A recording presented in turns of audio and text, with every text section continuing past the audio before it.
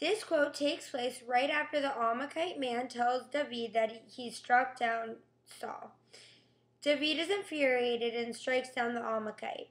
It seems that David has acted out of pure rage and anger at the Amalekite for killing Saul. Yet actually, David is acting out of blind love for Saul. David is so crushed and upset by the sudden news of Saul's death that he doesn't know what else to do. His immediate shock at the news turns to anger at the Amalekite, so he kills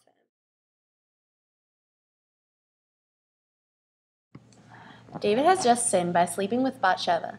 Immediately he confesses his sins to Nathan. The minute Nathan accused David of sinning, David had a choice. He could either have denied ever committing adultery and thrown Nathan in prison. Instead, without hesitation, he accepts Nathan's accusations and proclaims not just to Nathan, but to God, that he is guilty. Absalom has recently declared himself more powerful over David and gathered the faith of the men of Israel. Upon hearing this news, David could either let his pride get the best of him and declare that he will stay and fight Absalom. Instead, he thinks of the other people who would be killed by Absalom and decides to flee. David's choice to save the life of Absalom is one that could have put his whole entire army at risk. He makes this decision for his own personal desires with a complete lack of regard for anyone else. David has consulted the Gibeonites upon God's request to end the famine. When Saul was alive, he tried to completely wipe out the Gibeonites to repay for this. Then David asked the Gibeonites what he can do and that any request would be fine. Instead of the Gibeonites asking for gold or silver to put a man of Israel to death, they asked for 7 men from the house of Saul. David agreed to this immediately. The fact that David agreed without hesitation is a very good sign. David was forced to accept any price the Gibeonites said. This could have ended in a catastrophe, but instead the Gibeonites simply asked for 7 men of the house of Saul. The fact that David is able to walk away from this without losing any valuables and without the death of any man of Israel being given shows us that it was a very good decision.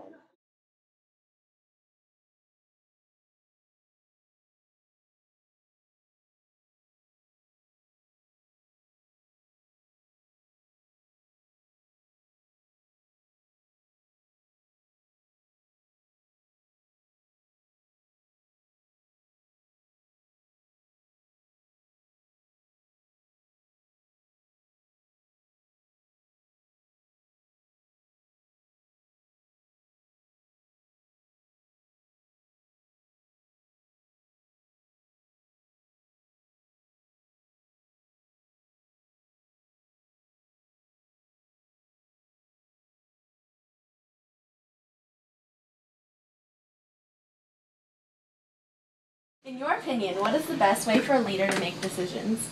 First is, he needs to think about the process first, think about everything that's in store.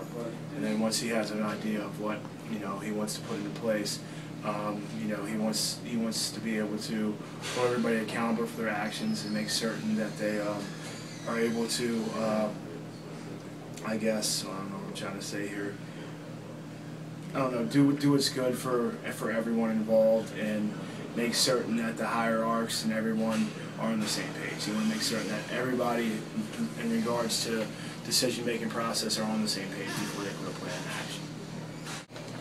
If someone you loved went against you, such as wanted to take you down, would you put their needs before your nation's needs?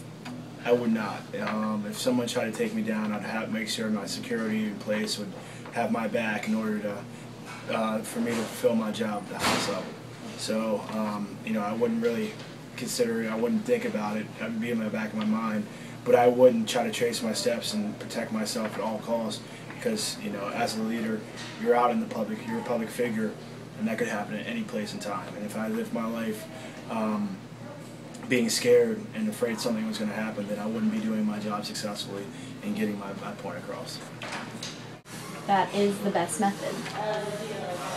I know that it's worked for me in the past in regards to different sports teams and stuff of that nature in classes. you want to have an idea, you want to have a plan of action in place before you can, deliver your message and get the point across. And I feel that by having everyone on the same page, it'll make it easier to do so. If you committed a sin to the extent of adultery, how would you try to absolve your sins? I would, I wasn't expecting that question. I would, I don't know, I would, think about my decision-making process and think about where I went wrong and then try to make it right. I don't know if I'd go to, a higher-up church, something of that nature, and talk to, someone about that thing, but I know that, I try my best not to do that. When confronted, would you confess or would you deny? It depends on the situation. I would probably confess though, because if I committed something of that nature, I don't know that I couldn't keep it in myself. So I would confess because I feel that if you started lying and you get caught up in all your lies, you wouldn't have a true story. So it'd be better just to get the point across, to confess, and face the consequences. Hi, my name is Jory Hurst Blumenthal, and today I'll be interviewing my father, Rabbi Jacob Blumenthal, the local rabbi at Shari Torah in Gaithersburg, Maryland. So, in your opinion, what is the best way for a leader to make decisions? So I think a lot of times leadership is 80% listening carefully, and the other 20% is acting boldly. So it's important to really listen to people and try to understand. One of my teachers said that to be a leader means you actually stand on the balcony. You're trying to look at the bigger picture and understand more than what you would see if you were just like standing on a dance floor with lots of other people. And then once you do that, then help bring consensus together so that you can move a group to a new place. I see. And how has making those decisions and using this method affected your life as a leader? Well, it's a method that I use every day in the synagogue, whether it's a small group that's trying to find a solution to a small issue or whether it's the whole community together. My job as the rabbi is often to bring the right group of people together and talk about an issue and help us think creatively about it. Sometimes it means using my own experience to make suggestions the group might not have thought about. Other times something from the group itself will be the right solution. And then it's important that either I or the group take ownership of the solution and try to implement it. And work together to make that solution happen. I see. And does this method always work? Not always. Even smart people, sometimes they look at a problem and it turns out we get the problem wrong, or the challenge wrong, or sometimes the solution we think will work doesn't work, or sometimes the solution that the group that came together to create it decides is the right solution.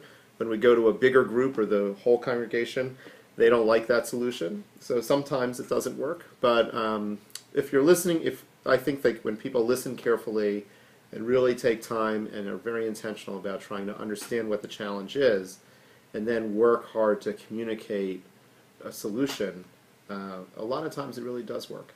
I see. So does this method mean only listening, or do you also use your opinion and contribute your opinion in decisions? Well, I try to, even when I have my own opinions, I try to first wait and listen and really hear what other people have to say and suggest, because I think that it's kind of like Moses. Moses was a very good leader in that he was very humble, and humility is a really key piece to leadership. If you always come into a room thinking you have the answer, in general, it probably means that you're not listening very much to what the question is, and therefore your answer is probably wrong. I see. And so does that decision-making method also allow people to see you in a positive light? I think people like to feel like they're being listened to and that their opinions matter and what they have to say matters. So then when there are times when the group doesn't know what the solution is and I have something to offer, they're more likely to listen, and especially if they have to do the work of carrying it out, they're more likely to be the group that will carry it out. So a lot of times it does work. I see. Well, thank you for taking the time to participate in this interview. It's a pleasure. And we hope to see you again. Okay, thanks. I made after.